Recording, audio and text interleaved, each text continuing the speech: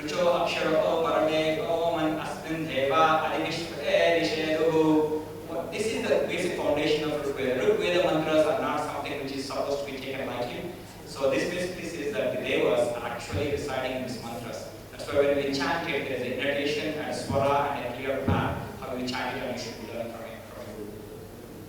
With that, the introduction of Rigveda is, as most of us know, it's a very complex revelation, and it provides a unique glimpse into the cosmos. This paper looks at the interrelation of the concept of Tadekam, that one, the Ruta, truth in motion, tapas, deep contemplation, proponed by Rigvedic rishis for the basis of cosmic order. If you look at the problem statement, what we are trying to do is, like, the underlying concept of this whole universe is this truth in motion, and it is revealed to the great rishis. And Rigvedic hymns describe creation and working of this rhythm. There has been a scant research on how all these things work together, because Rigveda has 10,500 mantras.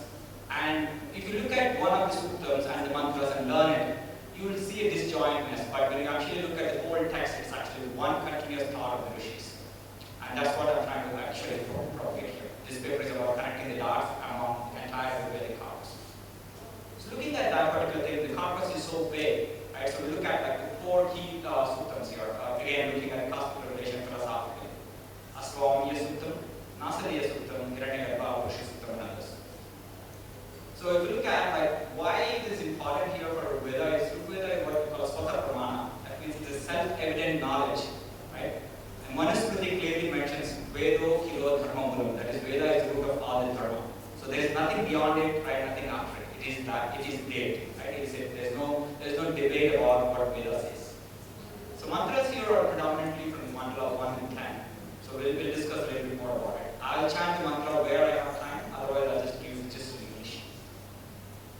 So the methodology followed here is the revelation of one rishi continues and connects to revelations of other rishis. I use the word revelation. This is not a poetry, it's a revelation, it's a shruti, right? It is not a shruti, it's a shruti, right? They heard the word. The entire Rigvedic corpus, as I said, is a continuous process. Aswamamiya and Nasadiya Sutta put forth the question about that one, the Tadekam, the one, and the first principles. And Hiranyagarbha Sutta and Purush Sutta answers that who that particular one is in a very, very clear fashion. And the whole concept is first principle that is going up to the core. And that first principle is taken in the Upanishads. So Brihadaranyaka actually expands it quite a bit, and also in collaboration. So starting with like the Aswamamiya Suttam is a very mystic sutta, and it says Asya Vamasya Palitasya Bautastasya Prada Madhyamo Asya Shvana Krutiya Bhatam Krutaprushto Asyatra Vashyam Visvapatim Saptaputram. So this beautiful rendition, the Dirghatamasa Maharshi, who has the vision, talks about Vishwapatim, that means the Lord. So he saw the Lord, right? He basically says, I have the vision of the Lord. That's the first sutta, which actually establishes the entire Vedantic thought by the Rishi Dirghatamasa.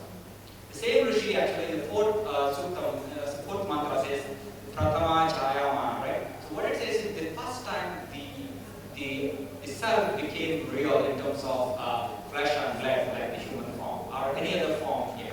So this particular evolution actually happened right in the first sutta. So when we move on to the next one, as the other speaker also spoke about Nasadiya Sutta, right? Nasadasi, no Sadasi. So I don't have time to do the entire sutta here. But if you look at it here, there exists nothing at the beginning. And the next one says that one, the Tadekam, breathed avatam by intrinsic power of Swadha. So that is basically what Big Bang Theory talks about, how this world formed.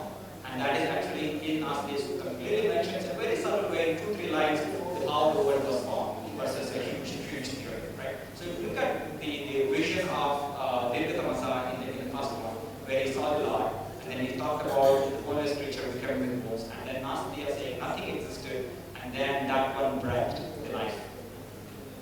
So, and then it continues, like that's methodology here, it continues into the concept of Indram, Mitram, Varunam. Right, this basically here it goes into this one, Ekat Satvipra Bahudava, that the speaker also mentioned. So here we have multiple names for the same Lord, right? We call it whatever the name we call it, but at the same time it's the same one, right? That is again not today's concept, right? It's a concept which is driven in the rishis. Same there with the Tamasa Rishi in the 46 mantra talks about it. And then the answers for this, what is this one Lord, right? How does he look? Who is he? Right? Then the Hiranyagarbha Sutra talks about Hiranyagarbha Samortata Krite Bhutasya Jhata Pari Ekasi Sadhadhara Pruthividhya Uta Imam Kasmai Devaya Avisha Avideva. What it means is, who should we worship apart from this particular one Lord? So there is a continuous change. This Hiranyagarbha Sutra is Mantra 10, then Asoma is 1. So still it's the same thing. And again, same thing. Again, why should we believe in this one? Right? So they Rucha Akshara Parvayoman clearly mentioned that Ruchas, this is basically the word of the God or the Lord, whatever the name you want to give by themselves. And this word exists in what is called this Chatwarima Parmitani. When we speak, our speech is actually four pages. Para, Pashanti, Madhyama, Vyakhani. Vyakhani is what I am speaking. When the origin happens, it is in the Para.